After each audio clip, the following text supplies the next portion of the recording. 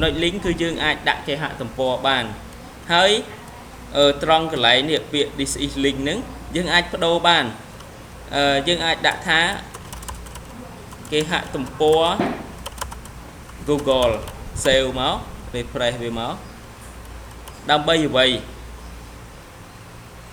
ដើម្បីយើងដាក់ម៉ៅនៅលើហ្នឹងចុចមកប៉ុន្តែវាចេញមិន file not found អញ្ចឹងយើងទៅមើល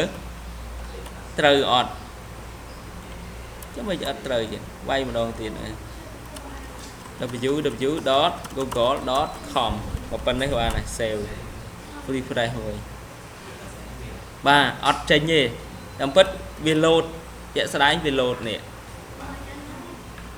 អស់នេះជាក់ស្ដែងវា load ទៅលើប៉ុន្តែវាអត់ចេញទេបាទដោយសារអញ្ចេះយើងអត់បាន hosting យើងអត់បានដើម្បីឲ្យ website នឹងដើរជាសាធារណៈបានទៅ hosting ហ្នឹងវាមានដំណើរការមានការទិញ domain ទៅការបោះលើ website អញ្ចឹងអានេះ website យើងនេះធ្វើតែប្រើបានតែនៅក្នុង computer យើងឯង